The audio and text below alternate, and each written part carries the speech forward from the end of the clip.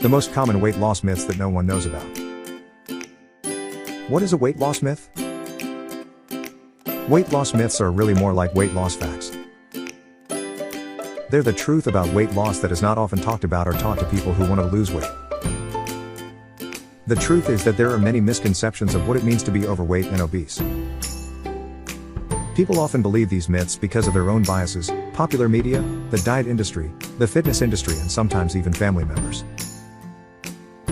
This leads people to make poor food choices, exercise less or more than they should, and form unhealthy habits like yo-yo dieting, repeatedly losing and gaining weight. Encouragingly, some of the most common myths can be disproved with just a little research on your part.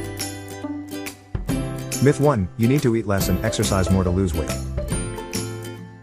There are many reasons that people fail to maintain weight loss, but eating too much is not one of them. The truth is, the number on the scale does not determine how healthy you are. There have been many studies done showing that people who are overweight or obese can be just as healthy as someone who is at a normal weight if they have a healthy lifestyle. Myth 2, eating a low-carb diet is the best way to lose weight.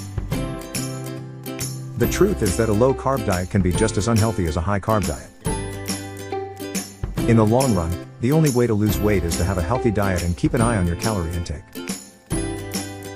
The only way to lose weight is to have a healthy diet and keep an eye on your calorie intake. There are many diets out there that promise easy weight loss, but in the end they accomplish nothing. The key to losing weight is tracking the food you eat and exercising on a regular basis. Myth 3, cutting carbs safely means banning them from daily life. Carbs are not bad for the body. They are not the reason behind weight gain, heart disease, or diabetes. High-carb diets have taken a beating over the years for being linked to obesity, diabetes, and cardiovascular disease. But it turns out that carbs do not need to be cut from your diet. It's all about what kind of carbs you are eating. The truth is that high-carb diets, which are often high in sugar and processed foods, can lead to weight gain because they cause spikes in blood sugar levels.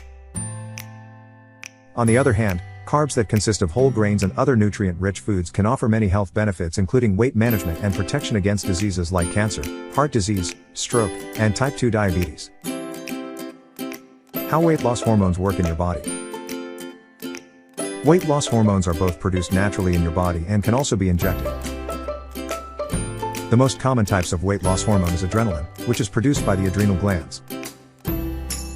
The major function of adrenaline is to fight or flight response, but it also speeds up your heart rate and raises the level of glucose in your blood.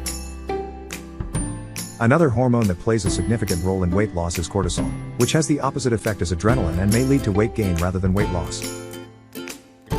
Cortisol is released by an individual's adrenal glands when they feel stressed or anxious, and may cause someone to crave sugary food or even alcohol as a way to manage that stress. What causes you to gain weight? The one thing that everyone should know about overeating is that it's a lot easier to say no if you have something healthy and filling at home. In the long run, it will save you from spending all your money on takeout food or splurging on a bag of chips. Research has shown that sugar can be addictive in the same way as drugs and alcohol. But unlike those substances, sugar won't kill people, only make them obese.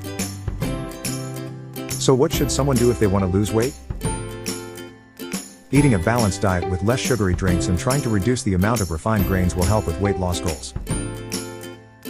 Thank you for watching.